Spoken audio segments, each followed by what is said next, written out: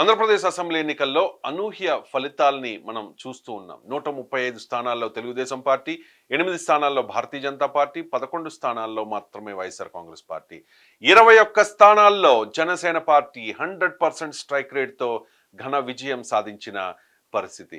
ఖచ్చితంగా man of the match, man of the series Pavan Kalyan అనే చెప్పుకోవాలి. చాలా వ్యూహాత్మకంగా పొత్తు కుదుర్చుకుని జగన్ నిన్ను అధపాతాళానికి తొక్కేస్తానని చెప్పి ఏ విధంగా శపథం చేసి సవాల్ చేశారో దాన్ని నిలబెట్టుకున్నారు.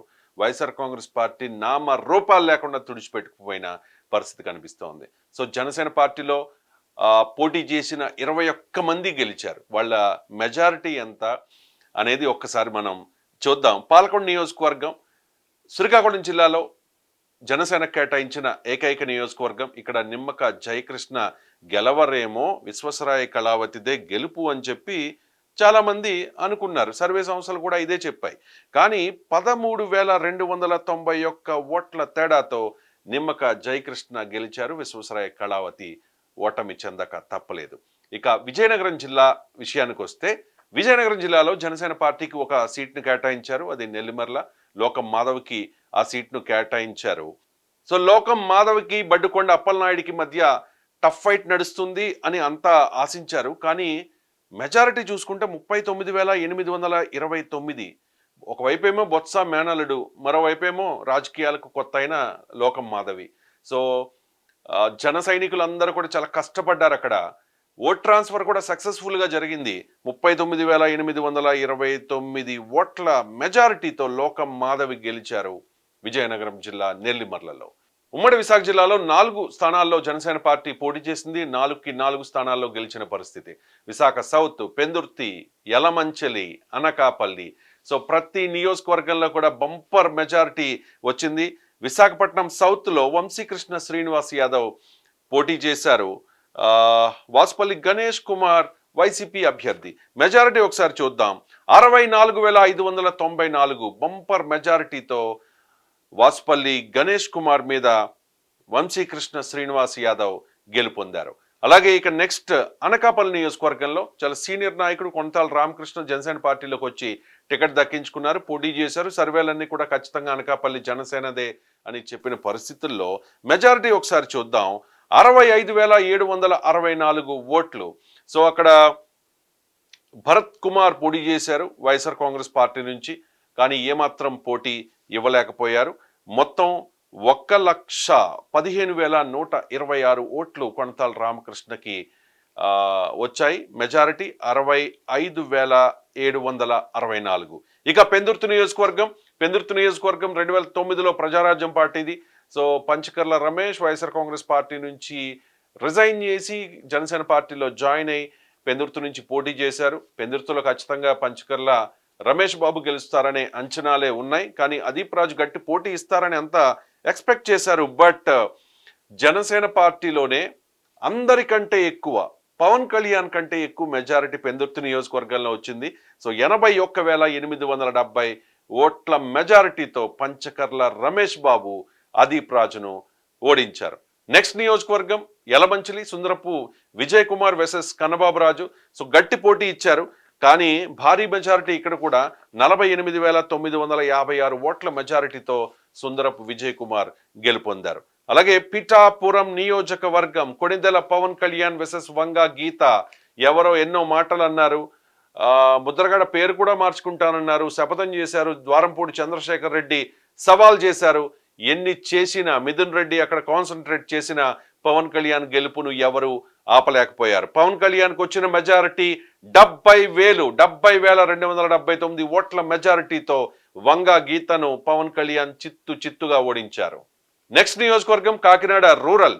కాకినాడ రూరల్లో కురసాల కన్నబాబు వర్సెస్ పంతన్ నానాజీ.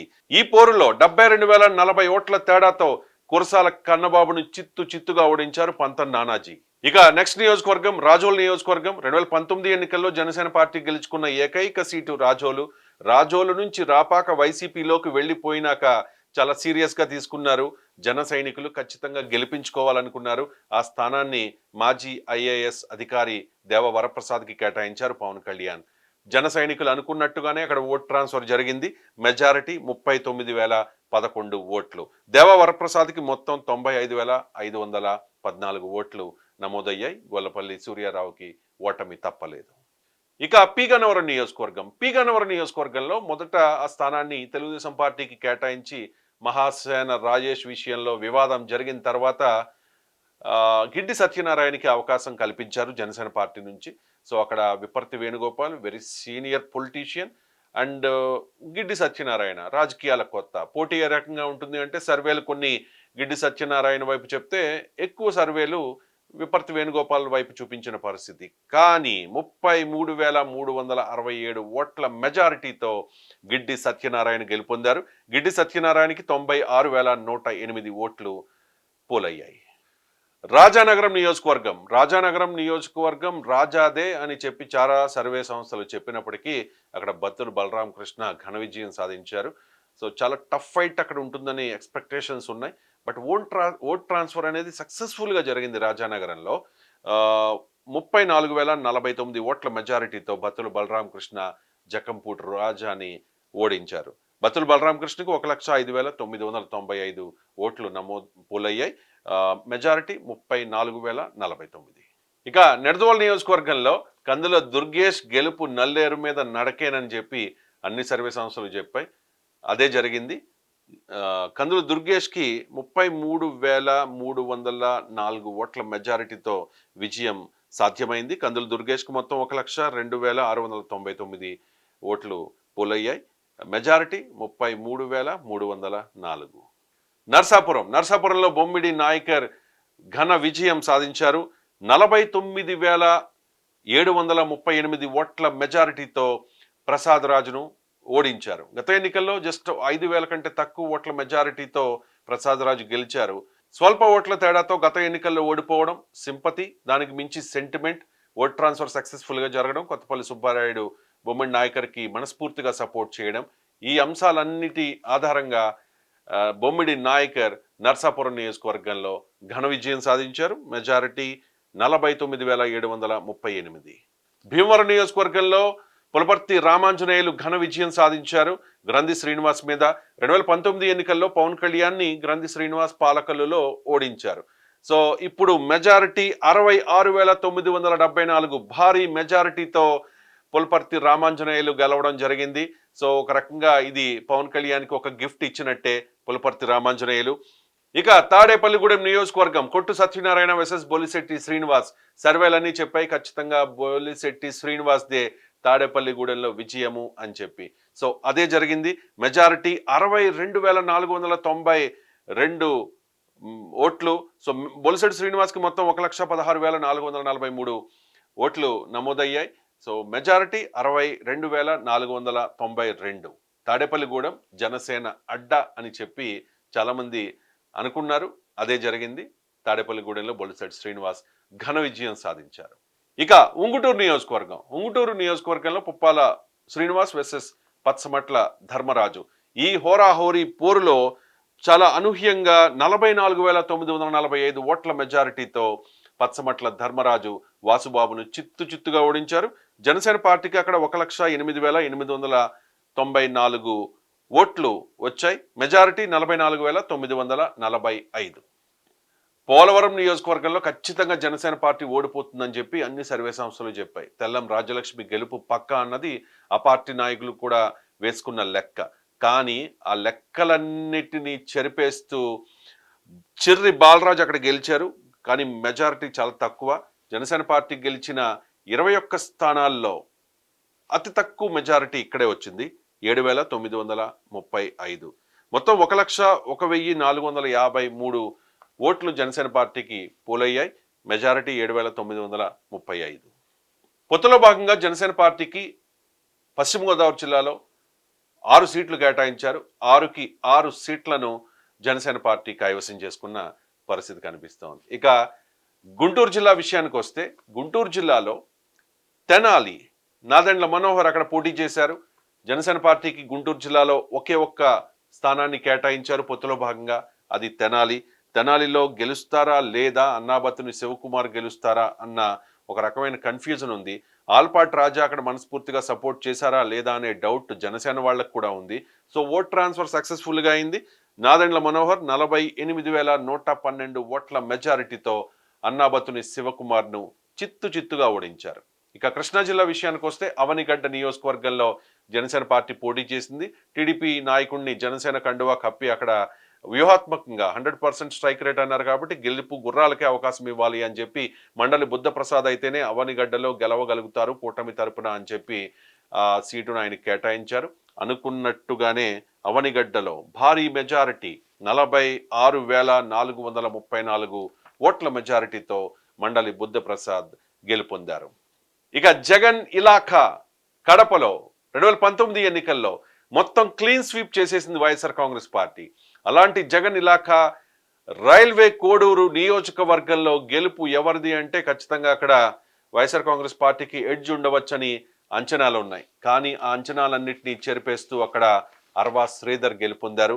మెజారిటీ చెప్తాను, 11,101. మొత్తం అర్వా శ్రీధర్కి 78,594 ఓట్లు పోలయ్యాయి. సో అక్కడ అర్వా శ్రీధర్ గెలుపొందారు. జగన్ ఇలాఖాలో కూడా జనసేన పార్టీ విజయ కేతనం ఎగరవేసింది. ఇక ఉమ్మడి చిత్తూరు జిల్లాలో జనసేన పార్టీ పోటీ చేసిన ఏకైక స్థానం తిరుపతి. ఆ తిరుపతిలో ఆర్ఎన్ శ్రీనివాసులు పోటీ చేశారు. మెజారిటీ భారీ మెజారిటీ 61,956. ఆర్ఎన్ శ్రీనివాసులకి మొత్తం 1,24,107 ఓట్లు వచ్చాయి. సో మెజారిటీ చూసుకుంటే 61,956. 2009లో ప్రజారాజ్యం పార్టీ తరపున చిరంజీవి గెలిచిన స్థానం ఇది. సో అక్కడ మెగా అభిమానులు ఎక్కువ మంది ఉంటారు, జన సైనికులు ఉంటారు. అండ్ తెలుగుదేశం పార్టీ కూడా సపోర్ట్ చేసింది, భారతీయ జనతా పార్టీ కూడా సపోర్ట్ చేసిన పరిస్థితి. ఓట్ ట్రాన్స్ఫర్ చాలా సక్సెస్ఫుల్గా జరిగింది కాబట్టి అక్కడ వైసీపీ అభ్యర్థికి ఓటమి తప్పలేదు. ఇలా 21కి 21 స్థానాల్లో జనసేన పార్టీ పోటీ చేసిన 21 స్థానాల్లో కూడా గెలుపొంది దేశ చరిత్రలోనే ఒక రికార్డు సృష్టించింది. సో మెజారిటీ చిర్రి బాలరాజుకి పోలవరంలో 7,935. అలాగే పంచకర్ల రమేష్ బాబుకి హైయెస్ట్ మెజారిటీ జనసేన పార్టీ పోటీ చేసిన అన్ని స్థానాల కంటే 81,870. ఇలా పోటీ చేసిన 21 స్థానాల్లో గెలుపొంది రికార్డు సృష్టించింది జనసేన పార్టీ. అలాగే 2 ఎంపీ స్థానాల్లో పోటీ చేసింది, కాకినాడ, మచిలీపట్నం. ఈ 2 స్థానాల్లో కూడా ఘన విజయం సాధించిన పరిస్థితి. బాలశౌరి గెలిచారు మచిలీపట్నంలో, ఉదయ్ గెలిచారు కాకినాడలో. ఇలా జనసేన పార్టీ ఒక రికార్డు సృష్టించింది. ప్రభుత్వ వ్యతిరేక ఓటు చీలనివ్వను, జగన్ నిన్ను అధపాతాళానికి తొక్కేస్తాను అని చెప్పి ఏ రకంగా శపథం చేశారో పవన్ కళ్యాణ్ ఆ శపథాన్ని నిలబెట్టుకున్నారు. కూటమిని సక్సెస్ఫుల్గా విజయ తీరాలకు చేర్చారు. గతంలో ఎప్పుడు ఇంతలా మ్యాండేట్ ఆంధ్రప్రదేశ్ ప్రజలు ఇవ్వలేదు. మొత్తం 164 స్థానాల్లో కూటమిని గెలిపించారు. వైఎస్ఆర్ కాంగ్రెస్ పార్టీని తునకలు చేసేశారు పవన్ కళ్యాణ్. చిత్తుగా ఓడించారు. నిజంగా పవన్ కళ్యాణ్ అన్నట్టుగానే అధపాతాళానికి జగన్ పార్టీని తొక్కేశారు పవన్ కళ్యాణ్.